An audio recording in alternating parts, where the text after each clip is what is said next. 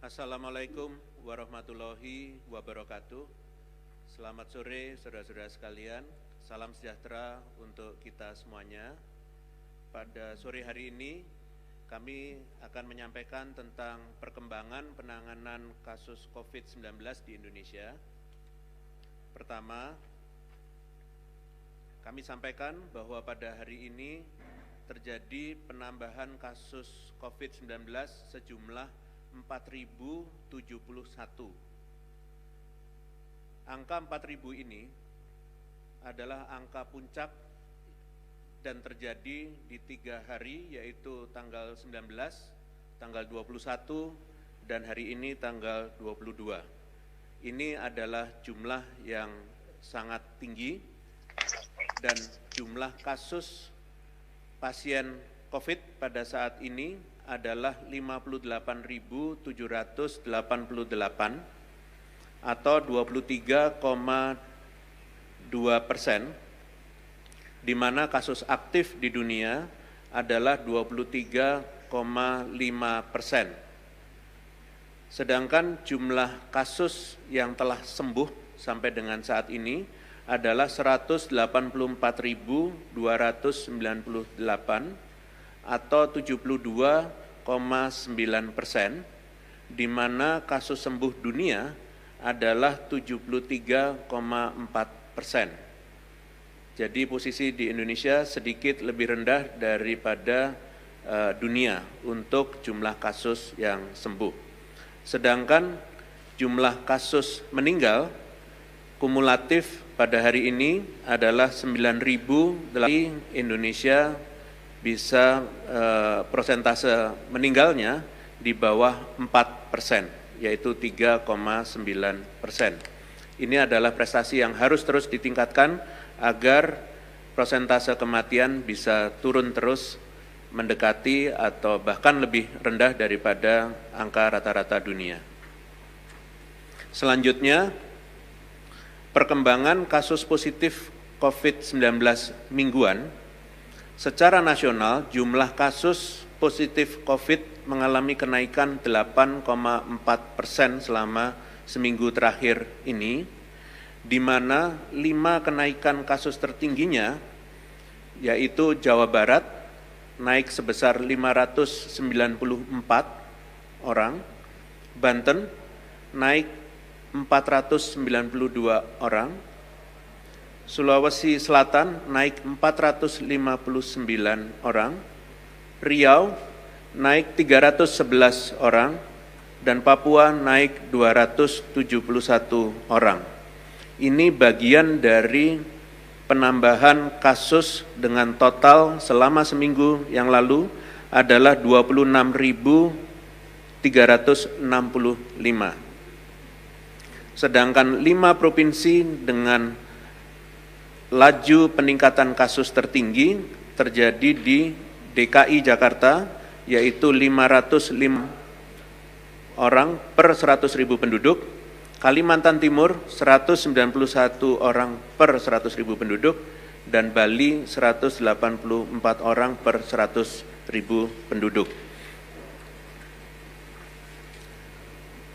Secara nasional, jumlah kematian mengalami kenaikan 18,9% dibandingkan dengan pekan sebelumnya, di mana kenaikan kematian tertinggi yang pertama ada di Jawa Tengah, yaitu naik 46 orang, DKI Jakarta 32 orang, Aceh 26 orang, Sumatera Utara 24 orang, dan Sumatera Barat 13 orang. Sedangkan persentase kematian tertinggi pertama adalah Jawa Timur 7,29%, Jawa Tengah 6,47%, Sumatera Selatan 6,04%, Nusa Tenggara Barat 5,91%, dan Bengkulu 5,85%. Cara untuk menurunkan persentase kematian selama 3-4 minggu berturut-turut harus dijaga agar tidak ada penambahan kasus kematian. Dan dengan cara meningkatkan testing serta tracing, maka 5 daerah ini dalam beberapa minggu ke depan seharusnya bisa menurunkan kasus kematiannya menjadi paling tidak sama dengan rata-rata nasional. Selanjutnya, secara nasional, jumlah kesembuhan mengalami kenaikan 35,8% dibandingkan dengan pekan sebelumnya. Ini adalah kondisi yang baik dan prosentasenya harus ditingkatkan terus. Kami perlu sampaikan bahwa kenaikan kesembuhan tertinggi dicapai oleh DKI Jakarta, yaitu naik sebesar 1.540 pasien sembuh. Jawa Barat naik 1.093 orang sembuh. Di Jawa Tengah naik 845 orang sembuh. Di Aceh 730 orang sembuh. Kepulauan Riau 247 orang sembuh. Sedangkan prosentase kesembuhan tertinggi secara nasional adalah yang pertama adalah Maluku Utara, Kalimantan Utara 86,09%, Kepulauan Bangka Belitung 84,89%, dan Kalimantan Selatan 83,51%. Kami mengapresiasi kepala daerah yang telah berhasil menurunkan kasus COVID-19 di wilayah yang dipimpinnya. Walaupun demikian, janganlah berpuas diri, monitoring terhadap protokol kesehatan yang dilakukan oleh masyarakat betul-betul harus dijaga, jangan sampai longgar atau kendor. Hal ini dalam rangka mengupayakan agar kasus positif COVID-19 dapat terus ditekan. Selain monitoring, sinergitas bekerjasama antara masyarakat di dalam menjalankan protokol kesehatan juga merupakan hal yang penting. Hal ini tidak lepas karena perang melawan COVID-19 ini merupakan tugas bersama baik pemerintah maupun masyarakat. Kerjasama antara pemerintah dan masyarakat adalah kunci kita di dalam menekan kasus di setiap daerah. Selanjutnya, tentang zonasi risiko per tanggal 20 September 2020, minggu ini, kami perlu menyampaikan bahwa beberapa daerah yang zona kuning ini terlihat jumlahnya menurun dari 129 kabupaten kota menjadi 111 kabupaten kota, dan kami perlu sampaikan dari zona kuning yang indeksnya 10 besar tertinggi, dan ini kalau dilakukan perbaikan dengan serius, maka bisa masuk ke dalam kelompok zona hijau atau tidak ada kasus baru. Kami perlu sampaikan untuk bisa masuk ke dalam zona hijau untuk 10 kabupaten kota ini targetnya adalah dengan skor 3,01, dan yang sudah mendekati skor tersebut antara 2,78 sampai dengan 2,87, yaitu pertama Tulang Bawang Barat di Lampung, Sorolangun di Jambi, di Sulawesi Tengah, Poso di Sulawesi Tengah, Belitung di Kepulauan Bangka Belitung, dan Tebo di Jambi. Mohon agar 10 daerah ini betul-betul dapat meningkatkan kualitas pelayanan kesehatan serta melakukan testing, tracing, dan treatment dengan bagus dalam rangka meningkatkan kesembuhan dan menurunkan kematian. Harapannya adalah dalam seminggu kemudian daerah-daerah yang 10 daerah ini, bagian dari yang kuning ini, bisa berubah menjadi hijau. Selanjutnya, ada 47 kabupaten kota dengan perubahan zonasi risiko dari zona risiko rendah menjadi sedang, jadi posisinya memburuk. Dan ini adalah, saya bacakan satu-satu. Di Aceh adalah Aceh Timur, Sumatera Utara adalah Nias Utara, Sumatera Barat adalah Solok Selatan, Riau adalah Bengkalis, Jambi adalah Tanjung Jabung Barat dan Kota Jambi, Sumatera Selatan adalah 4 Lawang, Musirawas Utara, dan Kota Pagar Alam. Di Lampung adalah Lampung Selatan, Lampung Barat, Tanggamus, Pesawaran, dan Kota Metro. Di Jawa Barat adalah Sukabumi, Kuningan, Cirebon, dan Sumedang. Di Jawa Tengah, Cilacap, Wonogiri, dan Pemalang. Nusa Tenggara Barat adalah Dompu dan Kota Bima. Nusa Tenggara Timur yaitu Manggarai dan Manggarai Barat. Kalimantan Barat adalah Sintang, Kota Pontianak, dan Kuburaya. Sulawesi Utara adalah Bolang Mongondo. Sulawesi Utara, Bolang Mongondo Utara. Sulawesi Tengah, Morowali dan Kota Palu. Sulawesi Selatan yaitu Bulukumba, Jeneponto, dan Sopeng. Bengkulu adalah Bengkulu Tengah. Sulawesi Tenggara yaitu Konawe, Wakatobi, Kolaka Utara, Konawe Utara, Buton Utara, dan Muna Barat. Sulawesi Barat adalah Majene. Maluku Utara adalah Halmahera Tengah dan Pulau Morotai. Papua adalah Jayawijaya dan Kepulauan Yapen serta Yalimo. 10 kabupaten kota zona oranye dengan skor tertinggi perlu ditingkatkan 1 minggu ke depan ini untuk bisa pindah menjadi zona kuning karena sudah didekat dengan batas.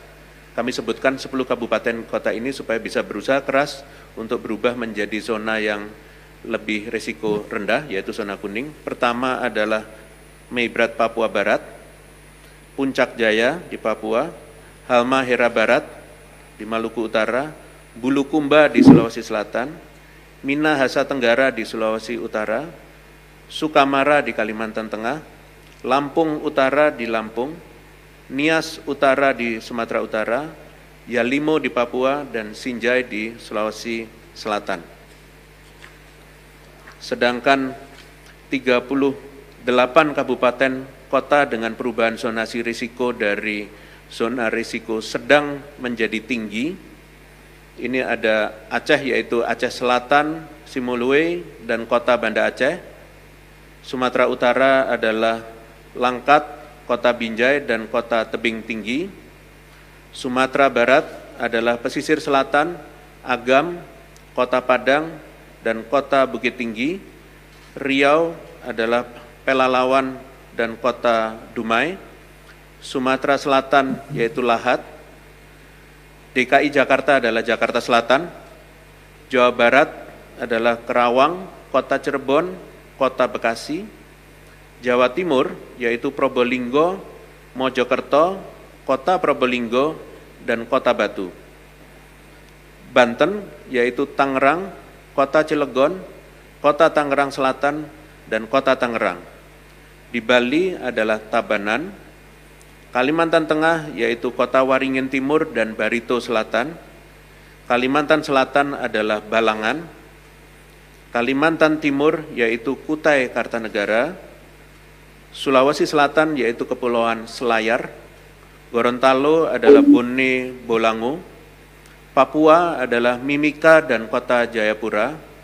Dan Papua Barat yaitu Manokwari, Teluk Bintuni, dan Kota Sorong.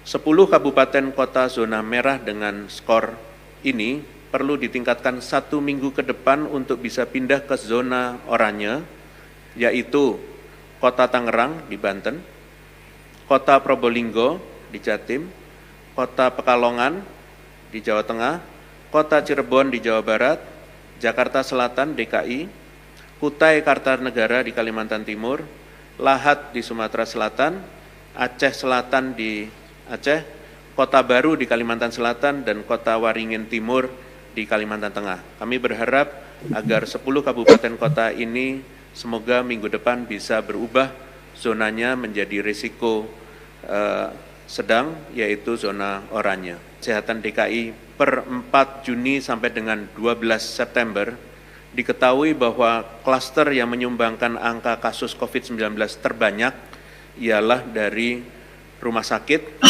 komunitas, dan perkantoran.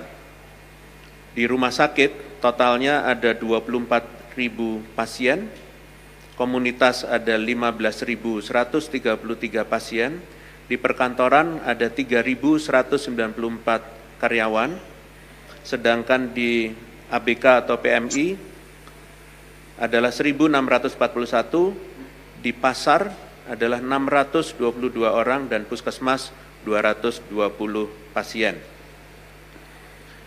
Banyaknya ditemukan kasus klaster perkantoran ini, serta pabrik, serta beberapa pejabat negara yang positif COVID-19 menjadi bukti bahwa penerapan protokol kesehatan masih lengah.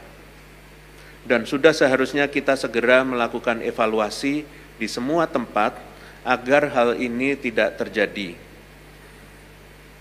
Keterbukaan informasi itu harus diapresiasi, dan untuk kemudian dilakukan tracing dengan baik agar kita bisa mendeteksi dan menghentikan penularan dari satu orang ke orang yang lain. Dan ini sudah dilakukan oleh instansi pemerintahan, misalnya dengan menghentikan aktivitas sementara di beberapa kantor, kementerian maupun pemerintah provinsi setelah ditemukannya kasus positif. Jadi untuk itu kami juga mohon agar pihak swasta pun dan pabrik betul-betul dapat melakukan hal yang sama seperti di kantor-kantor kementerian dan provinsi dengan melakukan tracing dan pelaporan klaster, dan jangan merasa malu apabila ada yang positif, karena orang-orang yang positif ini perlu kita lindungi, rawat untuk bisa menjadi sembuh dan sehat kembali.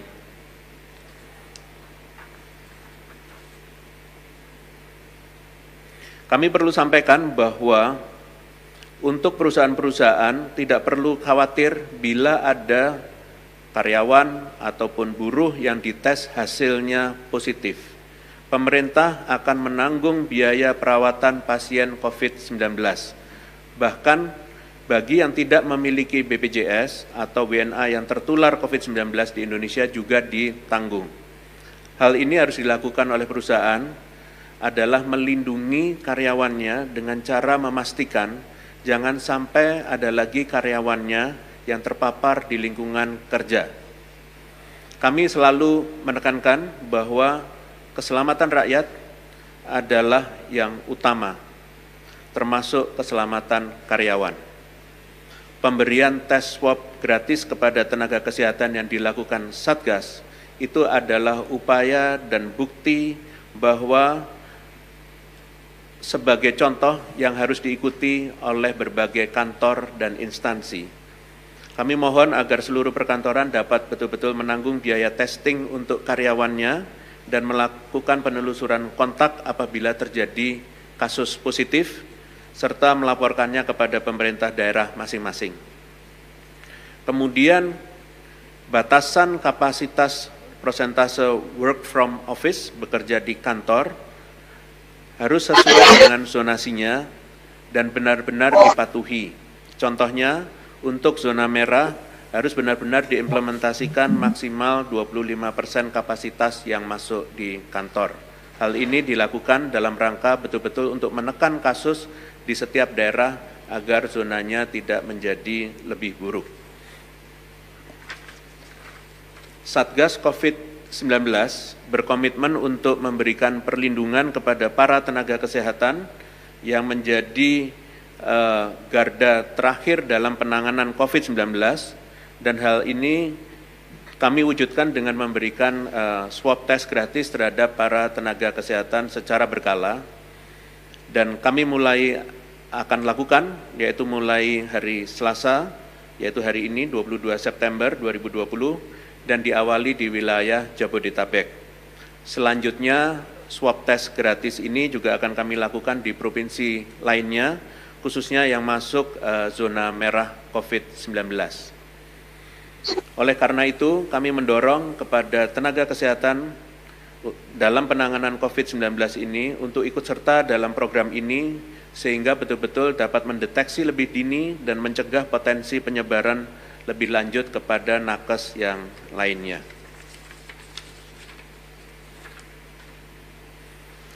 Selanjutnya, Kami perlu menyampaikan faktor-faktor yang dapat meningkatkan penyebaran COVID-19, terutama di komunitas dan adanya risiko pada individu. Yaitu yang pertama adalah berkerumun dalam suatu tempat. Ini adalah hal yang harus dihindari. Yang kedua, orang-orang yang berdekatan dalam jarak 1 sampai dengan 1,5 meter.